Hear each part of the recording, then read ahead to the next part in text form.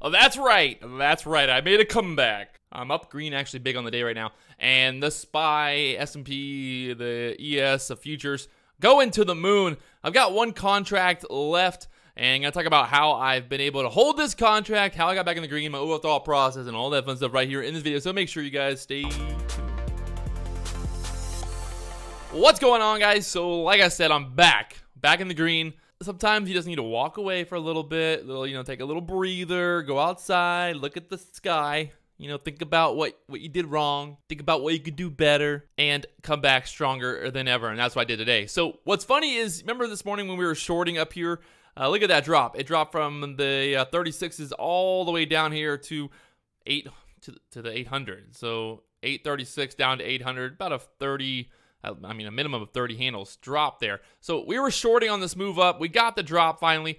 I ended up just staying away from it. But what interested me was I came back and I saw this move right here where we just went boom, boom, boom, straight to the moon. We just squeezed up there. Look at this. We just squeezed right up there. We pulled back down here, which I'm going to show you why I bought when I did. Let me show you this right here. What did I buy at? I bought right there at the 21. The 21 EMA. Is it rocket science? One of the other reasons that, look at this pushback. So we pulled all the way back down here. You can see the overall volume profile here. The volume, these are these lines in the back. This is the volume profile showing us where the volume is. We had a big kind of gap. So we dropped from here down to here really with not a lot of volume. So that was a quick move down. Expected there not to be much resistance in this area. We get back up here. Obviously, we're going to hit resistance, and you can see now pushing up there to the 840 area from my original buy there at 8,000, at 28.21. So at the 21s, I got long. I got long at 21 right here with, I think I had 7 contracts, and I slowly started selling those contracts as we pushed higher up into that resistance, and then now all the way there at 841. So sitting here and, watching this move and all that, and I've been kind of trying to figure out what it was, what it was that clicked one day, what it was that really made the difference in my trading. One of the biggest things that I will admit to what changed my mindset the most was just an overall understanding, on how the market moves, what to expect, how the market moves, support, resistance, everything that I talk about in all my videos. These are things that just started to click more and more. The more that I traded, the longer that I traded, the more that I saw these patterns play out, the more confidence I could have in buying the dip at a key area. Like I said, that 21 EMA. Look at that 21 EMA. Again, we pulled back down there multiple times. We broke through it, actually. We got back above it. So we got back above it, and all I needed to do was just wait until we touched it again. And guess what? We touched it right there, right where I bought at. So I just want you guys to see, it's not rocket science. So many people use so many crazy indicators. They're like, I'm using all these crazy indicators, right? So many people will say they use this, they use that, and it's confusing. It'll literally blow your mind sometimes trying to figure out what indicator to use. For me, I've learned that literally the best thing you can do is just have 1 or 2 very simple indicators, moving averages, whatever you want to use.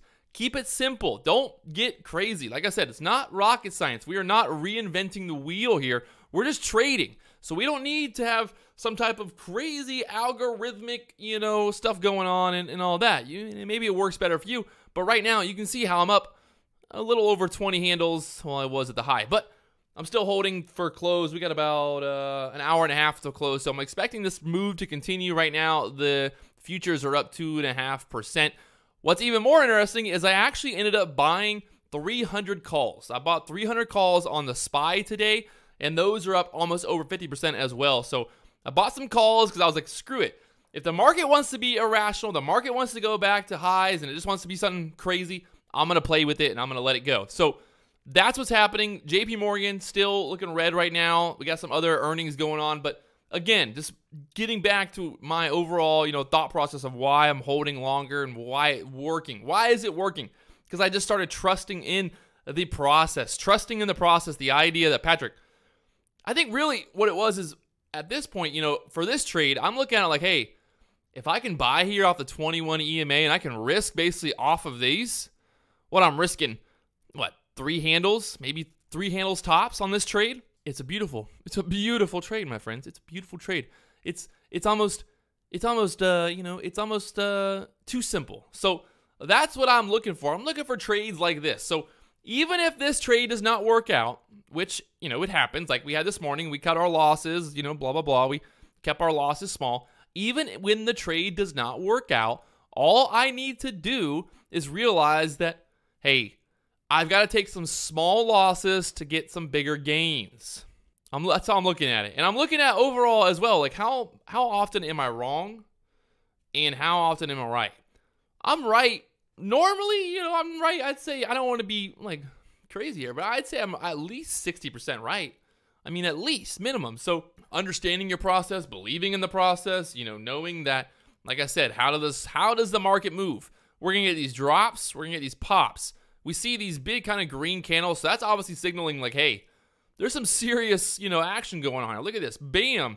This thing jumped, 10 handles on this 1 5-minute candle and then again jumped after that. So it never even pulled back. So I was expecting, obviously, a pullback there at the 21 EMA like I showed you earlier. But in general, look at this price action. It's telling me that, hey, this thing's looking pretty bullish as of right now. Looking pretty bullish. So there's no point in me getting short. I'm going to wait for a pullback down to that 21 EMA.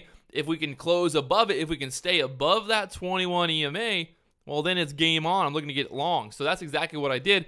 And I was able to hold through this move because, first off, I took a little bit of profit as we went. My first profit was here at like the 28 area, I think, at the 28, 27 area. And then I just slowly took profit.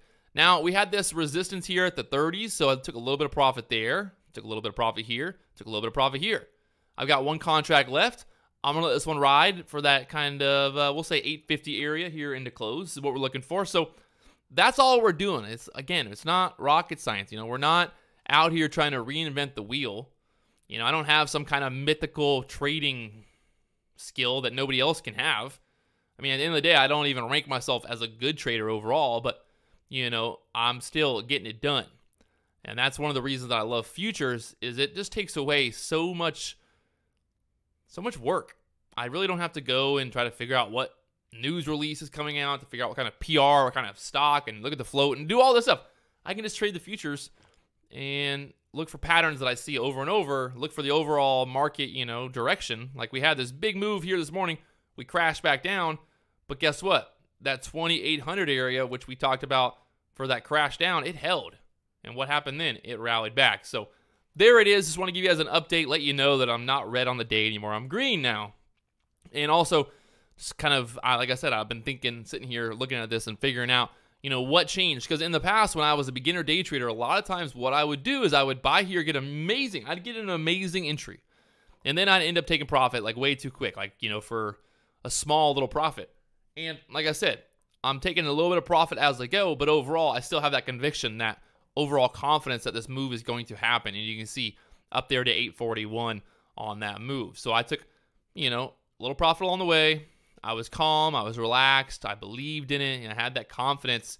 And like I said, my risk to reward was just amazing at that point. So it gives you so much more confidence. This is probably the best advice I can give.